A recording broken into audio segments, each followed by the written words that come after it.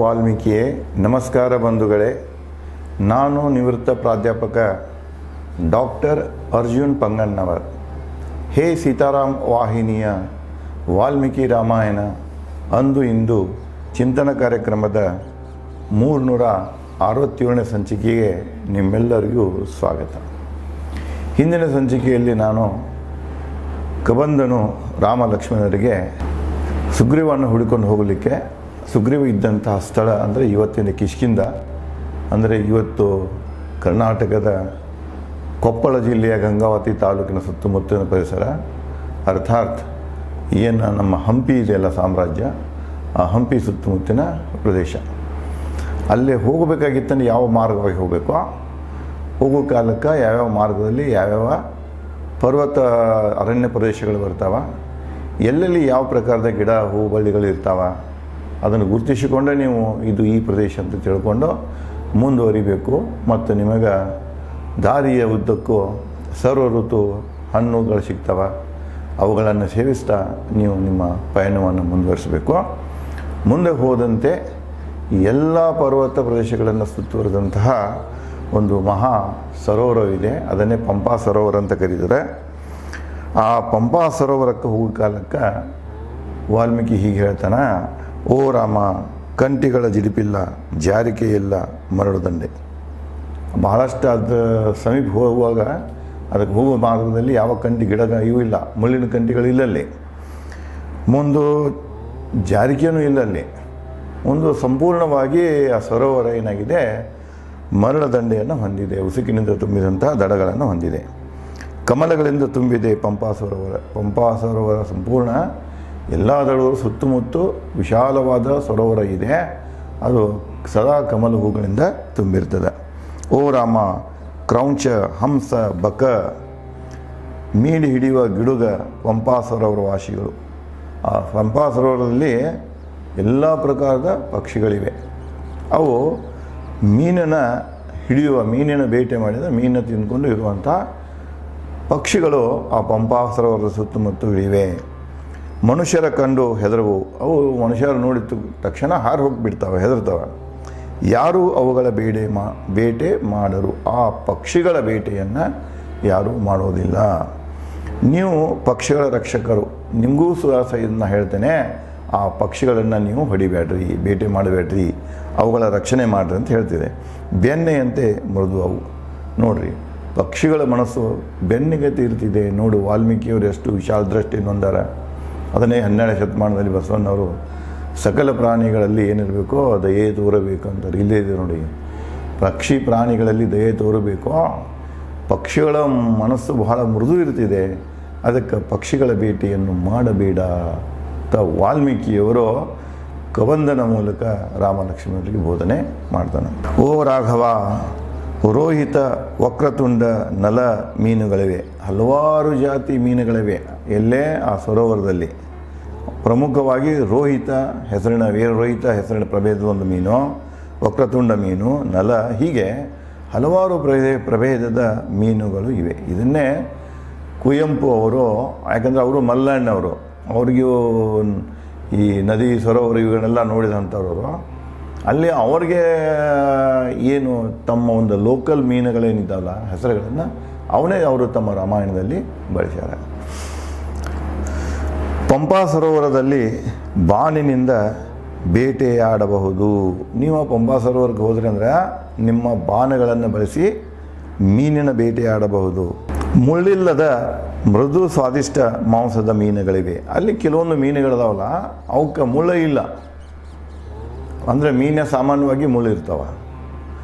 ಇನ್ನು ಕೆಲವೊಂದು ಮೀನುಗಳಿವೆಯಲ್ಲ, ಪ್ರಭೇದಗಳಿವೆಯಲ್ಲ, ಅವಕ್ಕೆ ಬರೇ ನಡುವೆ ಒಂದು ಸ್ಕೆಲ್ಟನ್ ಇರ್ತದೆ, ಅವಕ್ಕೇನೂ ಮುಳ್ಳು ಇರೋದಿಲ್ಲ. ಅದಕ್ಕೆ ಹೇಳ್ತಾನೆ, ಮುಳ್ಳುಗಳಿಲ್ಲದಂಥ ಸ್ವಾದಿಷ್ಟ ಮೀನುಗಳು ಅಲ್ಲಿವೆ.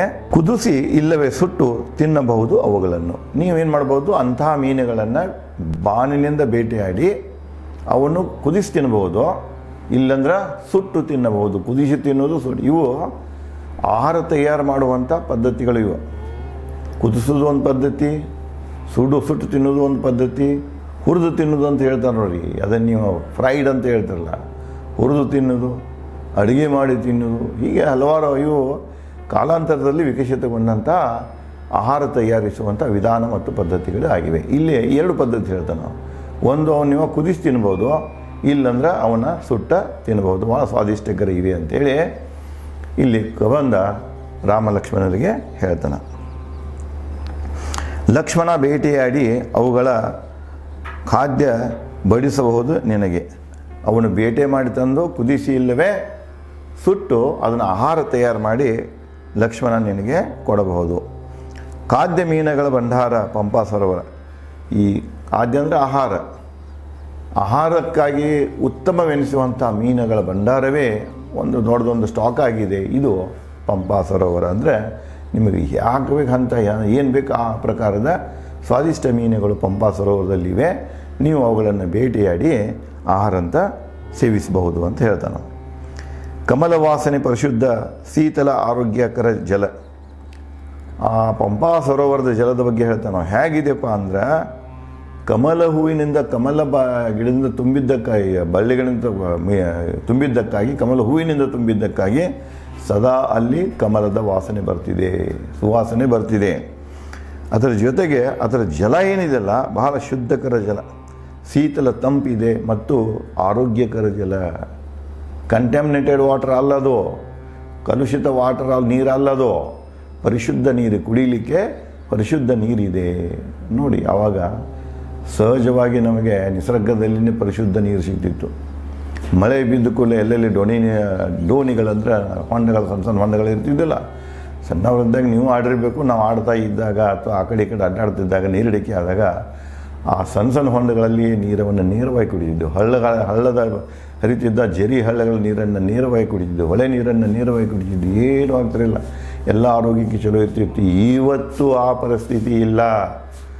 ನೀವು ಇದನ್ನು ಫಿಲ್ಟರ್ ಮಾಡಿದ್ದ ನೀರನ್ನು, ಶುದ್ಧೀಕರಣ ಮಾಡಿದ ನೀರನ್ನು, ಫಿಲ್ಟರ್ ನೀರಿಲ್ಲದ ನೀವು ಕುಡಿಯೋಕ್ಕೆ ನೀರನ್ನೇ ಇಲ್ಲ. ನೇರವಾಗಿ ಯಾವ ನೀರನ್ನು ಕುಡಿಲಿಕ್ಕೆ ನಿಮಗೆ ಆಗೋದಿಲ್ಲ. ಯಾಕಂದರೆ ನೀರು ಅಷ್ಟೊಂದು ಕಲುಷಿತಗೊಂಡಿದೆ. ಮನುಷ್ಯನ ಕೃಪೆಯಿಂದ, ಮನುಷ್ಯನ ಶಾಪದಿಂದ, ಮನುಷ್ಯನ ಆಶೆಯಿಂದಾಗಿ ಇವತ್ತು ಜಲ ಕಲುಷಿತಗೊಂಡಿದೆ, ಭೂಮಿ ಕಲುಷಿತಗೊಂಡಿದೆ, ವಾಯು ಕಲುಷಿತಗೊಂಡಿದೆ. ಎಲ್ಲದರಲ್ಲಿ ನಾವು ವಿಷಯವನ್ನು ಬೆರೆಸ್ತಾ ಇದ್ದೇವೆ, ಇನ್ನೂ ಬೆರೆಸ್ತಾನೋ ಇದ್ದೇವೆ. ಮುಂದುವರೆದು ಹೇಳ್ತಾನ, ಸೇವಿಸಲು ಹಿತ. ಈ ಅಗದಿ ಆರೋಗ್ಯಕರ ಜಲ ಇದೆ, ಆ ಜಲವನ್ನು ನೀವು, ಆ ನೀರನ್ನು ಸೇವಿಸಲು ಹಿತ. ಹೊಳಪಿನ ಪಂಪಾ ಸರೋವರ ಜಲ. ಆ ಜಲ ಏನಾಗ್ತಿದೆ ಅಂದರೆ ಸೂರ್ಯನ ಬೆಳಕಿಗೆ ಹೊಳಿತಿರ್ತದೆ, ವಜ್ರದಂತೆ ಹೊಳಿತಿರ್ತದೆ. ನೋಡಿ, ಪಂಪಾ ಸರೋವರದ ವರ್ಣನೆಯನ್ನು ಕಬಂದನ ಮೂಲಕ ವಾಲ್ಮೀಕಿಯವರು ರಾಮ ಲಕ್ಷ್ಮಣರಿಗೆ ತಿಳಿಸ್ತಾ ಇದ್ದಾರೆ. ಅಂದರೆ ಈ ರೀತಿಯಾಗಿ ಏನಲ್ಲಿ ಕಾಣಿಸುತ್ತೆ ಅದೇ ಪಂಪಾ ಸರೋವರ ಅಂಥೇಳಿ. ಪಂಪಾ ಸರೋವರದ ಗುರುತನ ಹೇಳಕತ್ತ ನಾವು, ಗುರುತನ ಆ ಪಂಪಾ ಸರೋವರದ ಸೌಂದರ್ಯ ಹೇಗಿದೆ, ಅಲ್ಲಿ ನೀರು ಹೇಗಿದೆ, ಮೀನುಗಳು ಹೇಗದವ, ಅದನ್ನೆಲ್ಲ ಸವಿಸ್ತಾರವಾಗಿ ವಾಲ್ಮೀಕಿ ಕಬಂದನ ಮೂಲಕ ಹೇಳ್ತಾ ಇದ್ದಾನೆ. ಅರ್ಥಾತ್ ವಾಲ್ಮೀಕಿ ಸಮಕ್ಷಮ ಈ ಪಂಪಾ ಸರೋವರವನ್ನು ನೋಡಿದಾಗ ಮಾತ್ರ ಅವನು ಹೀಗೆ ಕಾವ್ಯ ರಚಿಸಲು ಸಾಧ್ಯವಿದೆ. ಎಲ್ಲೋ ಒಂದು ಕಡೆ ಕೂಡಿ, ಇವತ್ತು ನಾವು ನೋಡ್ತಾ ಇರ್ತೇವೆ, ಸಾಹಿತಿಗಳಿರ್ತಾರೆ, ಒಂದು ಕಡೆ ಶೆರೆ ಬಾಟ್ಲೆ ಇಟ್ಕೊಂಡಿರ್ತಾರೆ, ಮತ್ತೊಂದು ಕಡೆಗೆ AC ರೂಮ್ನಾಗ ಕೂತಿರ್ತಾರೆ, ಏನಕ್ಕೆ ಅವ್ರು ತಿಳಿದದ್ದು ಬರೀತಿರ್ತಾರೆ, ಮತ್ತು ದೊಡ್ಡ ದೊಡ್ಡ ಸಾಹಿತಿ ಬಿರುದುಗಳನ್ನು ಪಡಿತಿರ್ತಾರೆ. ಇದು ಹಾಗಿಲ್ಲ. ವಾಲ್ಮೀಕಿ ತಾನು ಕಣ್ಣಾರೆ ಕಂಡದ್ದು, ಕೇಳಿದ್ದು, ನೋಡಿದ್ದನ್ನೇ ಇಲ್ಲಿ ಮಹಾಕಾವ್ಯ ರೂಪದಲ್ಲಿ ಇಳಿಸ್ಯಾರ. ಇನ್ನು ಕೆಲವೊಂದು ಜನ ಆ ವಾಲ್ಮೀಕಿ ರಾಮಾಯಣ ಅಂದರೆ ಅದು ಒಂದು ಕಪೋಲಕಲ್ಪಿತ ಒಂದು ಕಥೆ ಹಾಗೆ ಹೇಳ್ತಾರೆ. ನೋಡಿ, ಅನುಭವ ಇಲ್ಲದೆ ನೋಡದೆ ಇವುಗಳನ್ನು ಬರೀಲಿಕ್ಕೆ ಸಾಧ್ಯ ಇಲ್ಲ. ಇದು ವಾಲ್ಮೀಕಿಯವರು ತಾವು ಕಂಡಂಥ ಅನುಭವವನ್ನು ಇಲ್ಲಿ ಮಹಾಕಾವ್ಯ ರೂಪದಲ್ಲಿ ಹಂಚಿಕೊಂಡಾರ. ಮುಂದುವರಿದು, ಕಮಲ ಎಲೆಯ ಬೊಗಸೆಯಿಂದ ಜಲ ತಂದು ಕೊಡಲಿ ಲಕ್ಷ್ಮಣ ರಾಮನಿಗೆ ಪಾನಕ್ಕೆ. ಇನ್ನು ಅಣ್ಣನಿಗೆ ಮೀನಾ ಬೇಟೆಯಾಡಿ ಕುದಿಸೋ ಅಥವಾ ಸುಟ್ಟೋ ತಂದ ಊಟಕ್ಕೆ ಹಡಬೇಕು, ಅದರ ಜೊತೆಗೆ ಕುಡಿಯೋಕೆ ನೀರು ಬೇಕಲ್ಲ. ನೀರು ಬೇಕಾದರೆ ಅದನ್ನು ನೀರು ಹೇಗೆ ತರಬೇಕು ಅನ್ನೋದನ್ನು ಹೇಳ್ತಾರೆ. ನೋಡಿ, ನನಗನ್ನಿಸ್ತದೆ ಕೆಲವೊಂದು ಮಂದಿ ಹಳ್ಳಿಗಳಿಂದ ಬಂದವ್ರಿಗೆ ಇದೆಲ್ಲ ಅನುಭವ ಇದೆ. ಎಲ್ಲೇ ಹಳ್ಳು ಹರಿತಾ ಇತ್ತು, ಅಲ್ಲಿ ಸ್ವಲ್ಪ ಏನಾದರೂ ವರ್ತಿ ಇತ್ತಂದ್ರೆ ನೀರು ಹೆಂಗೆ ತರ್ತಾರೆ, ಬೊಗ್ಸಿನ ತರಬೇಕಾದ್ರೆ ಬಿದ್ದು ಹೋಗಿಬಿಡ್ತಾವೆ. ಅದಕ್ಕೆ ಅವ್ರು ಏನು ಮಾಡ್ತಿದ್ರೆ ಅಲ್ಲೇ ಇದ್ದಂಥ ದೊಡ್ಡ ಎಲೆಗಳನ್ನು ಒಂದು ಬೊಗಸೆ ಟೈಪ್ ಮಾಡಿಕೊಂಡು ಹತ್ರ ನೀರು ತೊಗೊಂಬರ್ತಿದ್ರು. ಈ ಕಲೆ ಅವಾಗಿಂದನೇ ಇದೆ. ಅದನ್ನೇ ಹೇಳ್ತಾನೆ ನಾವು, ಕಮಲದ ಎಲೆಗಳು ದೊಡ್ಡ ಇರ್ತಾವೆ, ಅದನ್ನೇ ಒಂದು ಬೊಗಸೆ ಮಾಡಿಕೊಂಡು ಹತ್ರ ನೀರು ತಂದು ಅಣ್ಣನಿಗೆ ಕುಡಿಲಿಕ್ಕೆ ಕೊಡಲಿ ಅಂತ ಹೇಳಿ ಕಬಂದ ಲಕ್ಷ್ಮಣನಿಗೆ ಹೇಳ್ತಾನೆ. ರಾಮನಿಗೆ ಹೇಳ್ತಾನೆ, ನಿನ್ನ ತಮ್ಮ ಹಿಂಗೆ ತಂದು ಕೊಡ್ತಾನೆ. ಪದೇ ಪದೇ ಜಲಕ್ಕಾಗಿ ಬರುವರು ವಾನರರು. ಮುಂದಿಂದ ಹೇಳ್ತಾನೆ ನಾವು, ಈ ಜಲ ಸೇವಿಸಲಿಕ್ಕೆ ಪದೇ ಪದೇ ಯಾರು ಬರ್ತಾರಪ್ಪ ಅಂದ್ರೆ ಆ ವಾನರರು ಬರ್ತಾರೆ. ಇನ್ನು ಆ ವಾನರರು ಯಾರು ಮುಂದೆ ಮತ್ತೇನು ಕಬಂದ ಪಂಪಾ ಸರೋವರ ಮತ್ತು ಆ ಪ್ರದೇಶದ ಬಗ್ಗೆ ಹೇಳ್ತಾನೆ ಅನ್ನೋದನ್ನು ನಾನು ತಮಗೆ ಮುಂದಿನ ಸಂಚಿಕೆಯಲ್ಲಿ ಹಂಚಿಕೊಳ್ಳುತ್ತೇನೆ. ಧನ್ಯವಾದಗಳು.